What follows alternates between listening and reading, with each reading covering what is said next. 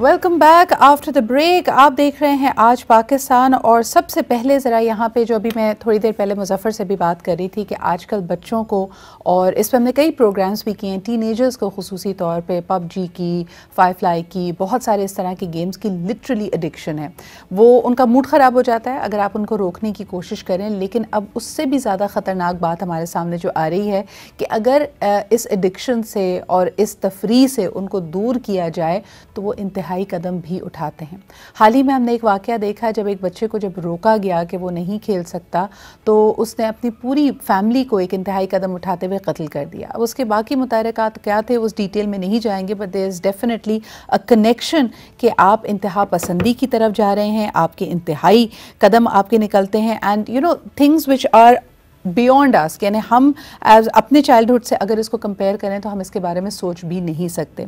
आइए सबसे पहले मैं आपको जो हमारे मेहमान हैं उनसे इंट्रोड्यूस करती हूँ और उसके बाद इस पर गुफ्तगू करते हैं कि ये बदलती हुई रविश क्यों है, क्या वजह है। और पेरेंट्स को जब एक तरह से आप उसका गैजेट टाइम कम नहीं कर सकते, आजकल बच्चे की हर चीज़, चाहे उसकी पढ़ाई हो, उसके काम हो, हर चीज़ ही स्क्रीन टाइम से लिंक्ड है, तो फिर किस तरह इसके अंदर एक एतदाल लाया जाए, क्या एतदाल पॉसिबल भी है, इस पर बात करने की ज़रूरत है। जी, आज हमारे साथ मौजूद हैं बीना खान, हुज़ अ क्रिमिनोलॉजिस्ट, और इसके अलावा आप उनको टेलीविज़न पर भी कई अरसे से क्राइम शो करते हुए देख चुके हैं, तो हर तबका फ़िक्र से एक उसके ऊपर एक तज्जिया रखती हैं, एक तजुर्बा रखती हैं कि लोग इस तरह के मौज़ूआत के बारे में क्या सोच रहे हैं। बहुत शुक्रिया बीना हमें ज्वाइन करने के लिए। इसके अलावा माहिर नफ्सियात बतूल बाकर साहिबा भी हमारे साथ मौजूद हैं। बतूल से पूछेंगे कि एक बच्चे की साइकी में अगर ये वायलेंस आता है, इज़ इट ये उसकी तरबियत की वजह से है, ये उसके इर्द गिर्द के माहौल की वजह से है, या आप कह सकते हैं कि उसकी पर्सनैलिटी ट्रेट्स ही ऐसी थी। तो these are things that we are going to explore. And last but definitely not the least, doctor Arif Siddiqui भी हमारे साथ मौजूद हैं, मोटिवेशनल स्पीकर हैं, और एक दफ़ा फिर नौजवानों से, पेरेंट्स से इनका रब्ता रहता है, तो आइए जानते हैं कि सब एरियाज़ में लोग इस वक्त क्या सोच रहे हैं। बतूल, अगर मैं प्रोग्राम की शुरुआत आपसे करना चाहूँ, These are literally signs of withdrawal, तो ये कहना क्या सही होगा कि इन बच्चों को इन गेम्स की बाकायदा एडिक्शन होती है, क्योंकि ये तो बिल्कुल एक एडिक्ट का रवैया है ना कि अगर आपने उनसे कोई चीज़ वापस ली तो फिर वो मार धार वायलेंस पे उतर आए। एब्सोल्युटली, सो ये एक एडिक्शन ही है, और ये बाकी एडिक्शन से फ़र्क इसमें इस तरह है कि इस एडिक्शन को रोकने के लिए we don't have to completely quit gaming. पूरी गेमिंग ख़त्म नहीं करनी होती जैसे बाकी चीज़ों की हमें ख़त्म करने के लिए करनी पड़ती है। इसमें बस हमें कंट्रोल चाहिए, अब वो पेरेंटल कंट्रोल हो, क्योंकि बच्चों के अंदर तो अगर टू बिगिन विद शुरू से ही उनको नहीं बताया गया उनकी लिमिट्स क्या हैं, स्क्रीन टाइम कितना होगा, गुड्स एंड बैड्स, उनकी इतनी अंडरस्टैंडिंग ही नहीं है अभी, तो उसमें हमें पेरेंटल स्ट्रिक्ट कंट्रोल्स उन पे लगाने चाहिए बच्चों के लिए टू मैनेज इट। बिल्कुल सही, मुझे बिल्कुल सही। बीना, आपका जो you have covered so money stories, और जब हमने अक्सर देखा है कि क्राइम शोज़ में जो मुलजिम है, जो मुजरिम है, जब उनसे आपका आमना सामना होता है, मुझे हमेशा एक चीज़ बड़ी इंट्रीग करती है कि किसी भी शख्स के चेहरे में आज तक मैंने नदामत नहीं देखी, बल्कि ऐसा लगता है वो बिल्कुल चेक्ड आउट है। अगर आप उससे बार बार बात भी कर रहे हैं, उससे पूछ रहे हैं कि क्या तुम्हें एहसास है कि तुमने क्या किया है, किसी शख्स को नुकसान पहुंचाया है, जानी नुकसान, माली नुकसान, या उसको कत्ल कर दिया है, तो वो एतराफ़ भी कर रहा होता है, लेकिन वो उसकी सफाकियत होती है या उसका चेकआउट होना होता है कि उसके चेहरे पर कोई एक्सप्रेशन नहीं होता। आप इसको कैसे रीड करती हैं Beena? It's a very good question, but होता ये है कि जब पकड़ा जाता है क्रिमिनल तो वो पहला उसका डिफेंस ये होता है कि ही डिनाइज हिज क्राइम। मैं हमेशा कॉन्शियस को ज़रा चेक करती हूँ, तो उनकी आंखों में एक कोल्डनेस होती है, because obviously taking a human life it's a very big step. बहुत मुझे अफसोस हुआ था, मैं इसको को रिलेट कर रही हूँ, एक इंसिडेंट हमने कवर किया था जिसमें एक 6 साला बच्चे ने अपने दोस्त को कत्ल किया था, 6 साला, जेलसी के ऊपर, and then it was a premeditated murder. तो वो बच्चा जब पकड़ा गया तो वो तो एक तो जुवेनाइल कस्टडी उसको करनी थी, ऊपर से ये कि ही वाज नॉट रिपेंटेंट। तो माय क्वेश्चन वाज कि is it because of the nature और is it because of the nurture. जो आपने एडिक्शन की बात की, I wanted to add on to that कि ये जो गेम्स होते हैं they are specifically designed to be addictive. उससे डोपामीन के लेवल्स बहुत हाई होते हैं। डोपामीन आपको पता है न्यूरोट्रांसमीटर है जिससे आपको एक फीलिंग ऑफ सेटिस्फैक्शन आती है। एक्सेसिव अमाउंट्स ऑफ डोपामीन जब अडल्ट्स या टीनेजर्स के अंदर आता है तो they can't be separated from the thing that's giving them pleasure. तो वो एडिक्शन का एक पार्ट हो गया। उसके बाद जो गेमिंग है उसमें अग्रेशन इतनी ज़्यादा इसलिए भी है क्योंकि इट्स एन इंटरैक्टिव टूल। अब मैं और आप जिस तरह बात कर रहे हैं, वी आर ऑल्सो इंटरैक्टिंग। अगर वो सिर्फ एक स्टैटिक चीज़ देख रहा है, it's not an immersive experience. अब सब कुछ वर्चुअल वर्ल्ड पे होता है। So basically what we are doing is कि we are training our children to be terrorists, in my own opinion, और psychologists all across the globe agree with this। और आप देखें कि with every year the trend is getting worse and worse। उसमें आपके पास monetary वो भी आ गई है, तो इतना ज़्यादा कॉम्प्लिकेटेड सिस्टम हो गया है कि ये जो एक इंसिडेंट आपने कोट किया, इस तरह के बहुत सारे इंसिडेंट्स हमने कवर किए हैं। और उसमें रिपेंटेंस इसलिए नहीं होती because it's a withdrawal, as you had said, it's a withdrawal symptom. And they think repentance के साथ साथ बिल्कुल बीना, बल्कि इसको if I may take it a step further, मुझे बताइए कि जैसे आपने खुद कहा कि टेक्नोलॉजीज अब और इमर्सिव होती चली जा रही हैं। हमारे सामने क्राइस्ट चर्च का वाकया मौजूद है। Absolutely. जब किलर एक मस्जिद में जाके वहाँ पे नमाजियों के ऊपर फायर खोलता है, लेकिन उसने उसको बाकायदा रिकॉर्ड किया है। His vision is exactly like going into a video game and playing a game। आपको लगता है कि ये गेम्स एक तो डोपामीन लेवल है, लेकिन दूसरी तरफ इसके अंदर जो वायलेंस है उसको इतना नॉर्मलाइज किया जा रहा है, इतना ग्राफिक है। यानी मैंने अक्सर कुछ गेम्स को देखा है कि अगर आप उसके अंदर अटैक करते हैं, किसी को आपने गोली मारी है या किसी किस्म का उसके ऊपर अटैक किया है, तो बड़े ग्राफिक अंदाज में उसका खून निकलता है, उसके चित्रे बिखरते हैं, और बच्चे ये देख देख के उनको बड़ा नॉर्मल लगने लगा है। बिकॉज हमने क्या किया है कि हमने नहीं, मतलब पूरी दुनिया में ग्लोबल ट्रेंड यह है कि हमने डिसेंसिटाइज कर दिया। जो क्राइस्ट चर्च का वाकया हुआ था उसमें ही was live streaming the whole thing, because इसमें फिर दूसरी एस्पेक्ट ये आती है कि सोशल मीडिया के लाइक्स और वो सब। उसके बाद ही आपको याद होगा कि Facebook took a stand and they said कि ये चीज़ें अब ग्राफिक कंटेंट जो है वो आप उसकी एडिट आउट हो जाती है। But the gaming companies what they do is they have the test subjects, okay, तो वो चेक करते हैं कि कितना ज़्यादा उनके गेम्स बिकें। वो बिकते ही एडिक्शन के ऊपर हैं, और जितना ग्राफिक होते हैं। अब आप 5-6 साल के बच्चे को अगर आप ये चीज़ें दिखाएंगे, हम तो कोई प्रोग्राम करते हैं तो आगे डिस्क्लेमर लगा देते हैं कि ये कंटेंट इज़ वेरी ग्राफिक। अगर आप बच्चे को, और अनफॉर्चुनेटली यहाँ पेरेंटल थोड़ी सी नेग्लिजेंस भी है कि we don't monitor what the children are watching and what kind of games they are interacting with, and it seems to be a normal thing. और ये आपका एक ड्रेस रिहर्सल हो गया ना। बिल्कुल, और ये नॉर्मलाइजेशन काफ़ी अरसे से चल रही है doctor Arif, but may be it was under the radar. यानी अगर आज मैं पलटकर अपने उस कंटेंट की तरफ देखती हूँ जो हमने बतौर बच्चे देखा था, उसमें शायद सबलिमिनली इसी तरह का वायलेंस मौजूद था। यानी आप जितने कार्टून देख लें, आप टॉम एंड जेरी की ही अगर बात कर लें, तो एक दूसरे को हद से ज़्यादा वायलेंस उसमें भी हमें नज़र आता है, हैमर मारना, खून निकलना, लेकिन उस वक्त हम उस पर हंस रहे होते थे। तो आपको लगता है ये काफ़ी अरसे से इन चीज़ों को नॉर्मलाइज करने का एक वतेरा चला आ रहा है? कैसे देखते हैं आप इसको? जी मैडम, बिल्कुल आप ठीक कह रही हैं, इसे डिसेंसिटाइज कर दिया गया है, लेकिन मैं थोड़ी सी लिबर्टी लेते हुए इसकी पॉजिटिव चीजें भी बयान करना चाहूंगा, क्योंकि हमें जस्ट वन साइड नहीं देखनी, पिक्चर के दोनों रुख देख लेने चाहिए जी। जिस तरह किसी भी चीज के दो रुख हैं, मनी इटसेल्फ बुरी नहीं है, इसका इस्तेमाल इसे अच्छा या बुरा बनाता है। अगर आप इन वीडियो गेम्स को देखें तो ये आर्टिफिशियल इंटेलिजेंस की एक्सटेंशन है। इसके जरिए इस वक्त जंगें भी लड़ी जा रही हैं। तो याद होगा अफगानिस्तान में और पाकिस्तान में जो ड्रोन अटैक्स होते थे, वो पाकिस्तान से ऑपरेट नहीं होते थे, वो वाशिंगटन डीसी से ऑपरेट होते थे, और वो लोग ऑपरेट करते थे जो वीडियो गेम्स के जरिए पहले इनकी लैंडिंग की, फायरिंग की प्रैक्टिसेस करते थे। अगर आप इन गेम्स को देखें तो ये माइंड एंड बॉडी कनेक्शन में मदद करती हैं। 186 अरब डॉलर की ग्लोबल इंडस्ट्री बन चुकी है ये। इसके जरिए प्रॉब्लम सॉल्विंग भी सिखाई जाती है, इसके जरिए क्विक डिसीजन मेकिंग सिखाई जाती है, रिफ्लेक्सेस को फास्ट किया जाता है। हम जिन गेम्स की इस वक्त बात कर रहे हैं इस प्रोग्राम में, वो सिर्फ वो गेम्स हैं जो वायलेंट हैं, लेकिन दूसरी तरफ मैथमेटिकल गेम्स भी हैं, प्रॉब्लम सॉल्विंग गेम्स भी हैं, लाइफ प्रॉब्लम सॉल्विंग गेम्स भी हैं, रिलेशनशिप बिल्डिंग गेम्स भी हैं, बेशुमार गेम्स हैं। ऐसी मेरी एक भांजी है, उसने बाकायदा कुकिंग इस गेम्स के जरिए सीखी।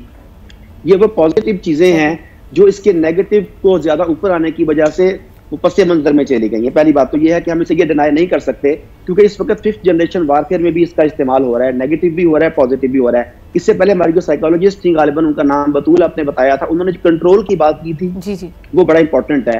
हमारे पेरेंट्स जो हैं, जब तक उन गेम्स को खुद बच्चों के साथ बैठ के खुद नहीं खेलेंगे, खुद इन्वॉल्व नहीं होंगे, उन्हें पता नहीं चलेगा कि बच्चे कौन सी गेम्स खेल रहे हैं, उनके रुझानात क्या हैं और वो किस तरफ जा रहे हैं। ये तो पॉजिटिव चीज़ों की बात आ गई।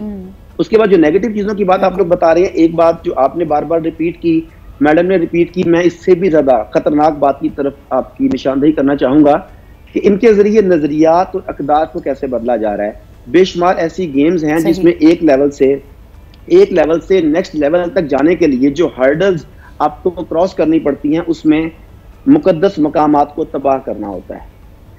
ऐसी गेम्स हैं जिनमें ऐसा इमेजेस है जैसे आपकी मुकद्दस इमारत है, मस्जिद है, मॉस्क है, खाना का हत्ता के है, और अगर आप नेक्स्ट लेवल पर जाते हैं तो आपको उसे मिसाइल से या किसी चीज के जरिए उसे पहले अपने क्रश करना होता है, तबाह करना होता है, देन अगले लेवल पर जाते हैं।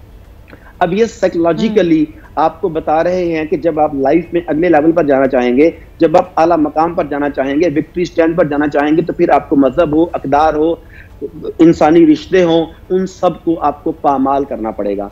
अब जो बच्चा 11-12 साल से इन चीजों को प्ले कर रहा है, डिस्टर्बिंग थॉट, आप सही कह रहे हैं डॉक्टर आरिफ। ये मैं बतूल के पास वापस लेके जाना चाहूँगी कि जो विजुअलाइजेशंस हैं, मैं चाहूँगी कि पेरेंट्स हमारे यहाँ ये समझ पाएँ कि अगर बहुत कम एज पे, यंग एज में बतूल बच्चों को इस तरह के इमेजेस दिखाए जा रहे होते हैं तो उन पे क्या असर पड़ रहा होता है, कि क्या ये बात वाकई सही है कि उनकी वैल्यू सिस्टम्स, उनकी अक़दार को बदला जा सकता है सिर्फ थ्रू गेम, और वो तमाम मेहनत जो उनका स्कूल, उनका कॉलेज, उनके घर वाले और उनका पूरा सोसाइटी उन पे कर रहा है वो एक तरफ हो जाती है?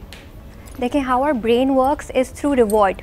सो अगर हम लोग जब बचपन से कोई चीज़ देख रहे होते हैं तो हम लोग आपको पता ही है कि बच्चे मॉडलिंग से सीखते हैं।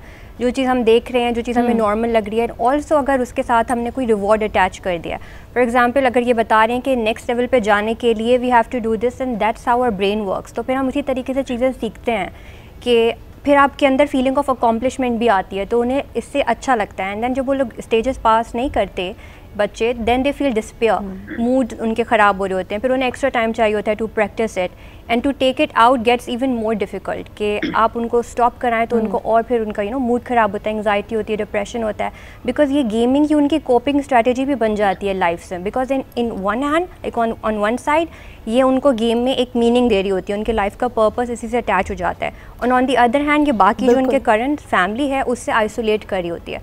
बट बच्चों की जो रियल और फैंटेसी वर्ल्ड की जो बाउंड्री है ना, वो ख़त्म हो जाती है, तो उन्हें लगता है यही उनका अब लाइफ का पर्पस है, एंड पेरेंट्स उन्हें स्टॉप कर रहे हैं, और फिर उसी के अंदर आगे जाते जाते they meet new people, because कुछ गेम्स ऐसे होती हैं इंटरैक्टिव जिसमें बाकी लोग भी कम्युनिटीज़ ज्वाइन करती है, आपके मैप्स, आपकी सारी लेकिन बतूल या एब्सोल्युटली बतूल, ये जो चीज़ है इसमें हम अक्सर देखते हैं कि वीडियो गेम्स लोग बच्चे अपने अपने घरों में खेल रहे हैं, but they are virtually connected. मुझे ये बताइए कि हम बार बार इसको एक बच्चों का मसला या एक बच्चों की फ़िल्टर से देख रहे हैं, जब यही टीनेजर्स बड़े हो जाते हैं तो फिर इनकी ज़िंदगी पे क्या असर पड़ते हैं? क्या इनके लिए रिश्ते बनाना, दोस्ती करना, एक स्ट्रॉन्ग इंटरपर्सनल बॉन्ड्स क्रिएट करना आसान होता है? लेकिन ये एंगल हम इसका लेके आते हैं एक छोटे से ब्रेक के बाद। Let's take a quick break and we'll be right back.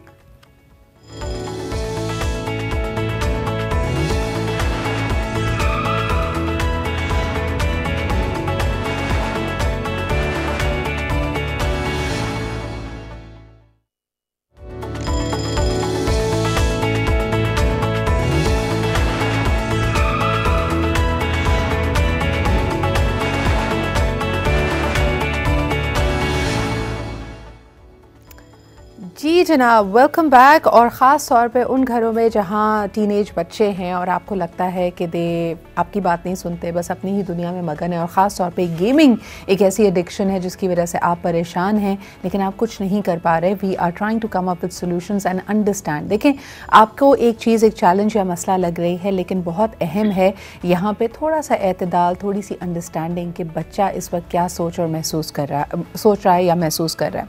देखिए, कई दफ़ा बच्चों को इस तरह की एडिक्शन या गेम में इमर्सिव होने की वजह दूसरों की तवज्जो ना मिलना भी होती है। That's a very important element जिस पे बात करेंगे, लेकिन एक कॉलर हमारे साथ हैं, आइए पहले उनकी बात सुनते हैं। हेलो, अस्सलाम वालेकुम। अस्सलाम Sidra, good morning. Good morning, कैसी हैं आप? हाँ, मैं सरबत जहाँ मैं ठीक हूँ। मैं इस पे कहना चाहिए, देखिए बच्चे की पहली जो दरगाह होती है वो माँ की गोद और घर होती है, घर से तरबियत परवरिश होती है। अब 3-4 साल का बच्चा है तो आप उसको कहानियाँ सुनाएं, जैसे कह रहे हो दादी नानी सोते वक्त उसको मुताल्ले की आदत डालें, तो आप उसको क्यों उसके हाथ में मोबाइल देते हैं? और जो ऑनलाइन हमारी पढ़ाई होती है वो भी कोई इतनी नहीं पाकिस्तान में इस चीज़ का वो है कि बच्चे जो ऑनलाइन बहुत ज़्यादा पढ़ रहे हैं, बच्चों को इंग्लिश की रीडिंग नहीं आती अगर बड़े इंग्लिश मीडियम स्कूल को देखें। बिल्कुल सही कह रही हैं सरवत, बहुत बहुत शुक्रिया कॉल करने के लिए। और कई दफ़ा पीयर प्रेशर भी है, अगर एक बच्चा, आपका बच्चा गेम नहीं खेलता तो वो अपने आप को दूसरे बच्चों से मुख्तलिफ या उनके बीच में तन्हा पाता है बिकॉज उसको वो गेम या वो रेफरेंसेस नहीं पता। बीना, इस पे क्या कहेंगी? And let's begin from the beginning. क्या आपको लगता है कि बच्चे के लिए भी एट टाइम्स गेमिंग या कोई भी स्पोर्ट या कोई भी ऐसी चीज़ जो उसके लिए एडिक्टिव नेचर की हो जाती है वो राह फरार होती है, क्योंकि कहीं ना कहीं वो तवज्जो जो उसके प्राइमरी केयर गिवर्स ने, उसके वालिदैन ने, उसके गार्डियंस ने, उसके स्कूल ने, उसके दोस्तों ने उसको देनी थी, वहाँ एक खला था जो खला फिर शायद गेमिंग ने या किसी और इस तरह की एक्टिविटी ने पूरा किया है। Actually Sidra, that's a very good question, thank you for asking. क्योंकि देखें, जो प्राइमरी केयर गिवर्स होते हैं that would be your parents, grand parents and of course siblings, but of course सबसे इम्पोर्टेंट जो है वो पेरेंटल है। अब हमारे यहाँ पेरेंट्स के ऊपर ज़रा नज़र डालें। when you and I were growing up, the parental roles were different. अब जो अगर आप बच्चों को मोबाइल गैजेट की बात कर रहे हैं तो what about the parents, ना? They are also into immersive games. They are also on social media. They are also checking for likes and all of that. तो जो उनको primary time बच्चे को देना था, they are not giving the child any time. So what is the child understanding? That in order to get attention, I need to do something which is out of the box. अब उसको attention दो जगह से मिलती है, एक उसको primary family से मिलती है, फिर उसको अपने school से मिलती है, और दो से अब school में ही बनते हैं। तो अगर उसको अपनी family से neglect मिल रहा है in the form of love, now this is going a lot deeper and long term इसका क्या side effects होंगे। उसके बाद वो जब स्कूल जाता है उधर वो peer pressure होता है because there's this new trending game every child is playing, because her child के घर में ये problem है।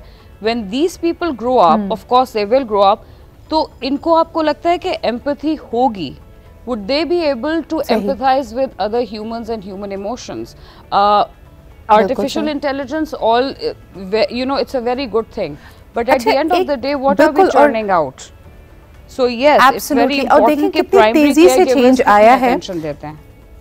बिल्कुल, और हमारे उसमें ट्रेड ऑफ होता था जो कि अपने आप में लोग कहते हैं कि जी बच्चे के साथ एक तरह से बार्गेनिंग थी, everything had to be an earn reward. लेकिन एग्जैक्टली अभी जो बात की जा रही थी कि अर्निंग तो या उसी तरह की वैलिडेशन अर्न तो आप गेम में भी कर रहे हैं। पहले अगर हमारे बचपन में पेरेंट्स हमें कहते थे कि ABCD ये टास्क आपने मुकम्मल करने हैं, अपना पहले होमवर्क ख़त्म करो, कल के लिए बैग पैक करो, उसके बाद तुम ये गेम खेल सकते हो, तो हमें भी वो चीज़ अर्न करनी पड़ती थी और वो टाइम बाउंड होती थी।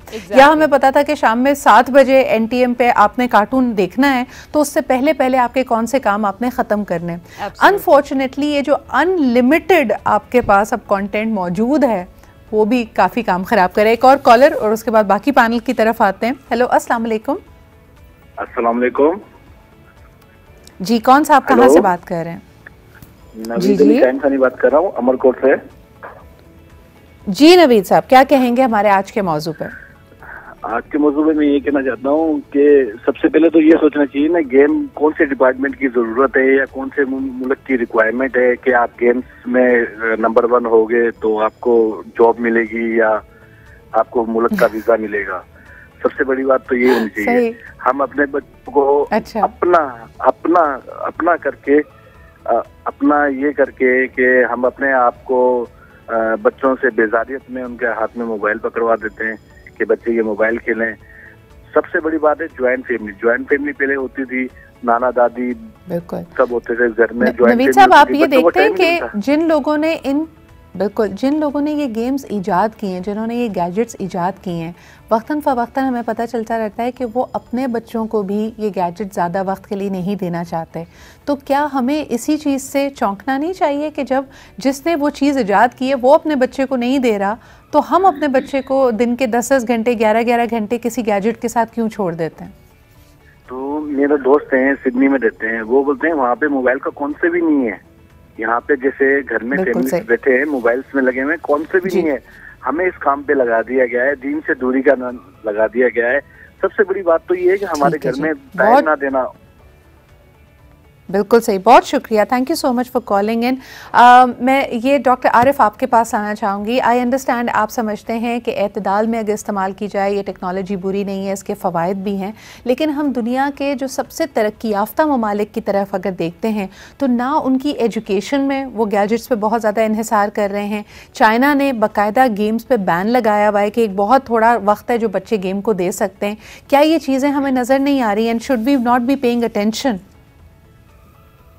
मैडम, ये जैसे एक वन पार्ट है पिक्चर का। मैं चूंकि 5th जनरेशन वारफेयर को देख रहा होता हूँ, साथ साथ अगर आप देखें कि लद्दाख में चाइनीज सोल्जर्स, रोबोटिक सोल्जर्स जो लड़ रहे हैं, रोबोटिक सोल्जर्स इंडिया के साथ, वो बेसिकली एआई की एक और एक्सटेंशन है जिन्हें वीडियो गेम्स के जरिए एक्सटेंड किया गया है।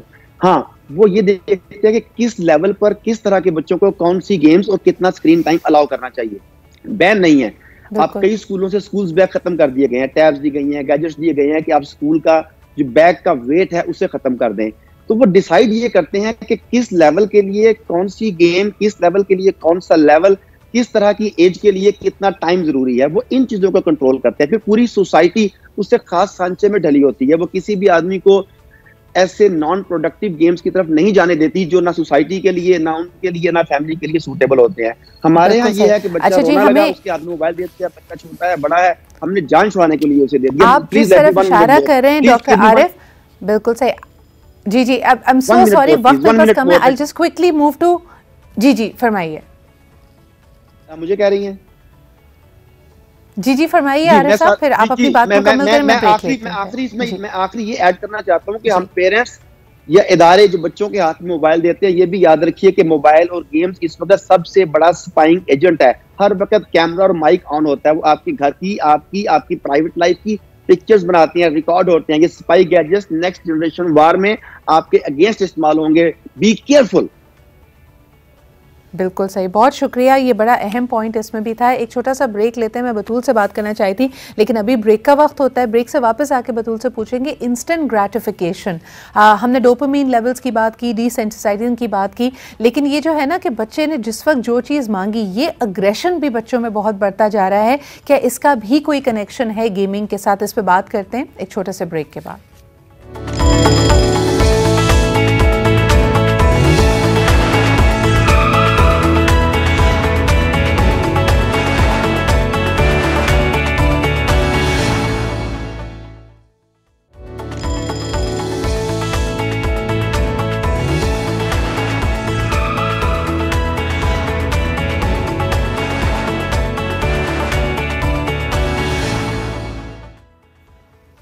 Welcome back after the break. आपने सुना होगा इस इस्तिलाह के बारे में, इंस्टेंट ग्रेटिफिकेशन, और जिनके बच्चे हैं ना उनको ये बहुत अच्छे से समझ आती है। यानी जिस तरह बिल्कुल इंस्टेंट नूडल्स होते हैं, उसी तरह आपके बच्चे जब कोई चीज़ अपनी उनकी फरमाइश आती है तो कई बच्चों में बिल्कुल सब्र नहीं होता, और अक्सर माओ को आप सुन रहे होते हैं, रुको तो सही, सब्र तो करो, तुमने कह दिया लेकिन तुम्हें देते हैं। क्या ये गेमिंग की वजह से या हमारे आज तक कल के जो रवैये हैं, जिस तरह का माहौल चल रहा है, उसकी वजह से बच्चों की इस इस्तिराब में इजाफा हुआ है? बतूल क्या कहती हैं? यानी अगर इंसानी साइकी को, नफ्सियात को देखा जाए तो हम में सब्र का एलिमेंट है, नहीं है, उसको कंडीशन करना पड़ता है? इस बारे में ज़रा लोगों को गाइड करें। देखें, अंटिल जब बच्चा 2.5-2.5 ईयर्स तक के होते हैं, तब तो हमारी एक चीज़ होती है ईगो, वो डेवलप ही नहीं होती, जिसको कहते हैं मोरालिटी प्रिंसिपल, या फिर जिसको पता होता है सही और गलत क्या है। सो थ्रू आउट उससे पहले जो टाइम होता है वो सिर्फ इंस्टेंट ग्रेटिफिकेशन का होता है कि जो बच्चा चाह रहा है उसको आप फ़ौरन दे दें। लेकिन उस टाइम के बाद उसको समझाना पेरेंट्स की ज़िम्मेदारी है। तो जैसे जैसे बच्चे बड़े होते हैं वो कंडीशनिंग पे बेस करते हैं। अगर मतलब हम कहते हैं ना कि बच्चा इतनी देर रो रहा है फिर हम इसे दे देंगे, बच्चे हमसे ज़्यादा स्मार्ट होते हैं, दे अंडरस्टैंड दे पेरेंट्स की कितनी थ्रेशोल्ड है, कितनी लिमिट है, वो कितनी देर बाद जाकर हमारी बातों पे गिव इन कर देंगे। So we have to condition them and they have to be strict policies about it. सही। और अगर बच्चे आपस में, यानी बहन भाई हैं, आपने जैसे कहा कि 2.5 साल से पहले भी हम देखते हैं कि नोक झोंक शुरू हो जाती है। I am trying to get to the violent streak जो बच्चों में आता है। आप देखें अगर छोटे बच्चे भी आपस में लड़ना शुरू हो गए, हाथापाई, धक्का देना, पेरेंट्स को क्या चाहिए, वो किस तरह इस चीज़ को हैंडल करें? बतूल देखिए, येलिंग, शाउटिंग एंड पनिशमेंट से कुछ फ़र्क नहीं पड़ता। We have to train them, और ट्रेनिंग में ही होता है कि जैसे अगर कोई बैड बिहेवियर वो लोग कर रहे हैं तो उनको जो चीज़ पसंद है वो कुछ देर के लिए विद होल्ड कर लें, ताकि उन्हें अंदाज़ा हो कि कॉन्सिक्वेंसेस क्या होते हैं। और दूसरा जैसे आपने बात की थी थोड़ी देर पहले अबाउट चाइना, कि चाइना में या फिर जिन्होंने फ़ोन्स बनाए हैं वो कंट्रीज़ भी अपने बच्चों को फ़ोन इतनी देर नहीं देती। सो उसी में लाइक एक हमारा साइकोलॉजी में डायग्नोस्टिक स्टैटिस्टिकल मैनुअल होता है DSM, जो अपग्रेड होता रहता है। जो अपग्रेडेड वर्जन आया DSM 5 में, उसमें मतलब अभी तक इन्होंने गेमिंग को एडिक्शन की तरह लेबल नहीं करा। It has not been labelled as a mental disorder as yet.